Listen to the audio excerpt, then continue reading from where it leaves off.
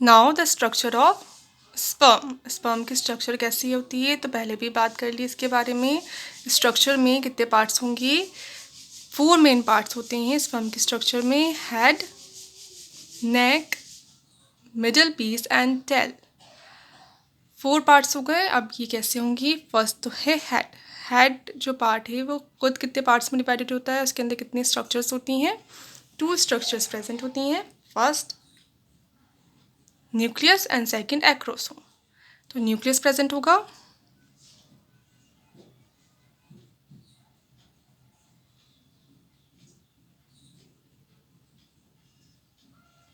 Nucleus के ऊपर acrosome present होगा इसके इंटीरियर एंड को कवर करते हुए। तो हेड कैसा हो सकता है, नॉर्मली जो हेड है, हेड का शेप कैसा होता है, शंकुआकार होता है, शंकु जैसा होता है, ऐसा होता है। नॉर्मली मेजोरिटी में ऐसा ही होता है, ज़्यादातर एनिमल्स में ऐसा ही होता है। ह्यूमंस में कैसा होता है, ये ओवल होता है, अंडा होता है, यानी कैसा है, ओवल है, और दोनों साइड से चपटा रहता है।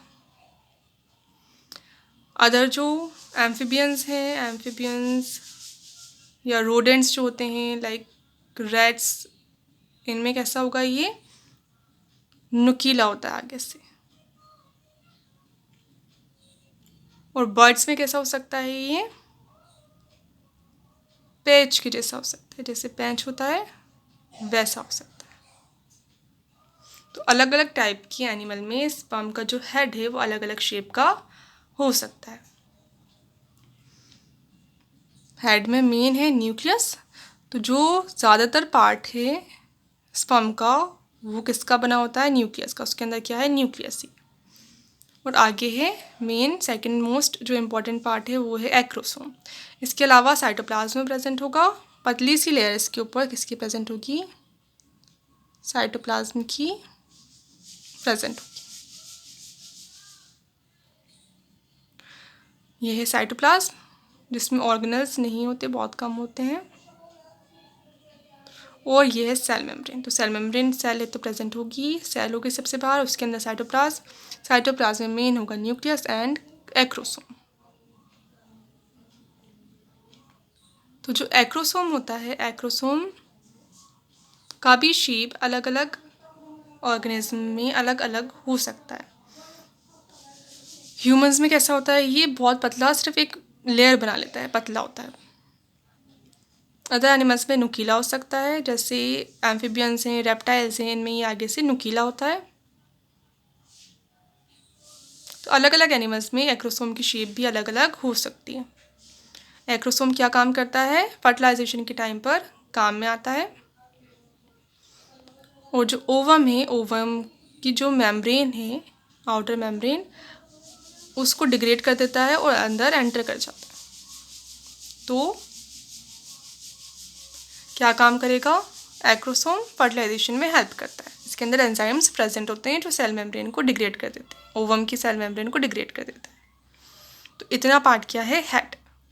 हेड के बाद आएगा नेक। नेक क्या काम करेगा, हेड को मिडल पीस से जोड़ने का काम करेगा। नेक वाले पार्ट में क्या क्या प्रेजेंट होंगे, सेंट्रियोल प्रेजेंट होते हैं 2 90 डिग्री पे एक दूसरे के। तो एक सेंट्रियोल अगर ये ऐसे प्रेजेंट है, ऐसे लंबाई में प्रेजेंट है, तो दूसरा कैसे होगा, ऐसे प्रेजेंट होगा, ऐसे। ये एक है, इसको अपन आगे से देख रहे हैं तो ऐसा दिखेगा, इसको आगे से देखेंगे तो, और दूसरा इसके 90 डिग्री पर। ठीक है, कहाँ से देख रहे हैं पर आगे से, इसलिए ये सर्कल दिख रहा है कैसा, ये ऐसा है, और इसकी एक होगा 90 डिग्री पर। 2 सेंट्रियोल प्रेजेंट होंगी। तो ये सेंट्रियोल जिस एरिया में प्रेजेंट होते हैं, पतला सा रीजन होता है, इसको कहते हैं फिर नेक। तो ये रीजन क्या है, नेक। इसके अंदर स्पेशल ग्रेन्यूल्स प्रेजेंट होते हैं, छोटे छोटे पार्टिकल्स प्रेजेंट होते हैं। अभी पता नहीं चला है कि वो पार्टिकल एग्जैक्टली होते किसके हैं, बाकी छोटे छोटे पार्टिकल्स नेक रीजन में प्रेजेंट होते हैं, जिनको क्या कह देते हैं, फिर नेक ग्रेन्यूल्स ही कह देते हैं। अब इसमें जो पहले सेंट्रियोल प्रेजेंट है वो है प्रॉक्सिमल सेंट्रियोल। प्रॉक्सिमल सेंट्रियोल कहाँ प्रेजेंट होता है, न्यूक्लियस का पीछे वाले पार्ट में एक गड्ढा बन जाता है, उस गड्ढे के अंदर फिट रहता है प्रोक्सिमल सेंट्रियोल। उसी के 90 डिग्री पे होगा फिर डिस्टल सेंट्रियोल। तो ये वाला क्या होगा, डिस्टल सेंट्रियोल।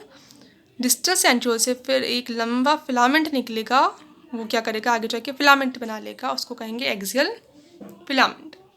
तो डिस्टल सेंट्रियोल फिर और आगे बढ़ के क्या बना देता है, एक्सियल फिलामेंट बना देता है। इसके बाद आएगा मिडल पीस। मिडल पीस में क्या होगा, यही जो एक्सियल फिलामेंट है इसी के चारों तरफ माइटोकॉन्ड्रिया आके अटैच हो जाएंगे, अरेंज हो जाएंगे। ये माइटोकॉन्ड्रिया आके अरेंज हो गए। तो ये जो रीजन है ये बन गया। बहुत सारे माइटोकॉन्ड्रिया अरेंज होते हैं, इतने ही नहीं होते, बहुत सारे माइटोकॉन्ड्रिया के अरेंज हो जाते हैं। और सेम साइटोप्लाज्म का बहुत कम होता है, साइटोप्लाज्म और सेल मेम्ब्रेन होगी। तो ये बन गया मिडल पीस। तो माइटोकॉन्ड्रिया है मिडल पीस में, किसके चारों तरफ, एक्सियल फिलामेंट के चारों तरफ। एक्सियल फिलामेंट कहाँ से आया, डिस्टल सेंट्रियोल से बना। और साइटोप्लाज्म की पतली सी लेयर होगी और सेल मेम्ब्रेन होगी। तो ये जो एक्सियल फिलामेंट के चारों तरफ माइटोकॉन्ड्रिया का जो कवर है, एनवेलप है, इसको तो क्या कहेंगे, निबेन कर्ण। और इसके चारों तरफ जो साइटोप्लाज्म की लेयर है उसको क्या कहेंगे फिर, मैनशेट। तो ये है मिडल पीस। अब आएगा टेल पार्ट। टेल पार्ट में भी क्या होगा, यही जाएगा, एक्सियल फिलामेंट ही लंबा होकर आगे भी जा रहा है टेल वाले पार्ट में। अब इसके साथ माइटोकॉन्ड्रिया नहीं आ रहे, यहाँ पे क्या है, टेल वाले पार्ट में अब माइटोकॉन्ड्रिया एब्सेंट है। और सिर्फ क्या है, साइटोप्लाज्म की पतली सी लेयर और उसके ऊपर सेल मेम्ब्रेन। तो ये बन जाएगा कौन सा पार्ट, टेल पार्ट।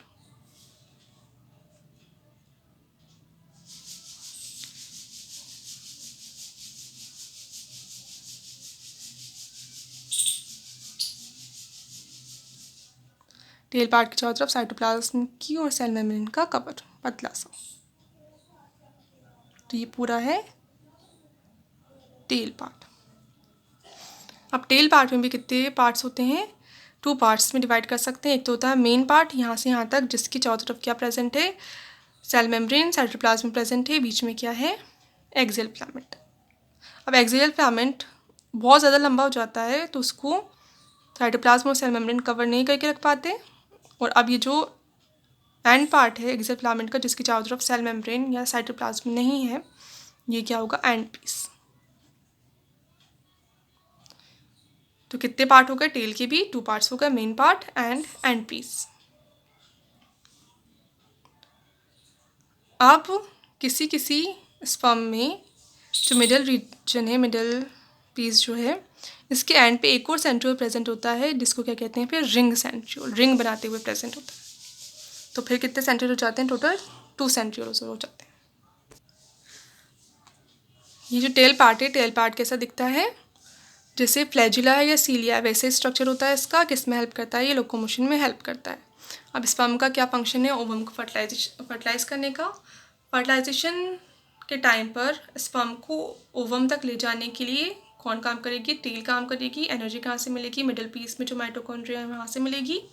पर फर्टिलाइजेशन पर ओवम के अंदर कितना पार्ट एंटर करेगा, सिर्फ प्रोक्सिमल सेंट्रियोल एंड हेड, इतना पार्ट ही एंटर करेगा। और बाकी जो पीछे का रीजन है, middle piece and tail region, वो बाहर ही रह जाएगा, एग के अंदर एंटर नहीं करेगा। तो ये था स्ट्रक्चर स्पर्म का। ये कंप्लीट हो गया स्पर्मेटोजेनेसिस। स्पर्मेटोजेनेसिस क्या था, फॉर्मेशन ऑफ स्पर्म। स्पर्म पूरा बन गया। इस यहाँ तक के प्रोसेस को क्या कहेंगे, स्पर्मेटोजेनेसिस। इसके बाद नेक्स्ट टॉपिक आएगा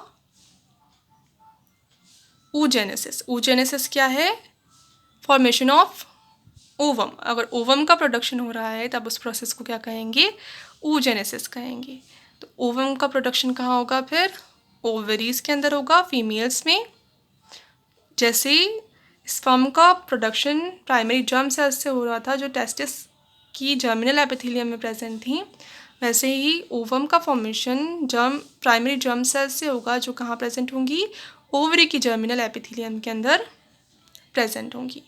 प्रोसेस थोड़ा सिमिलर होता है बट डिफरेंसेस इसमें बहुत ज़्यादा होते हैं पूरे प्रोसेस में। मेल्स में ये प्रोसेस कब स्टार्ट होता है, आफ्टर मैच्योरिटी और फीमेल्स में ये प्रोसेस कहाँ स्टार्ट हो जाता है, जब फीमेल एम्ब्रियो का डेवलपमेंट हो रहा होता है तभी ये प्रोसेस स्टार्ट हो जाता है। इसकी डिटेल स्टडी oogenesis की करेंगे नेक्स्ट लेक्चर में।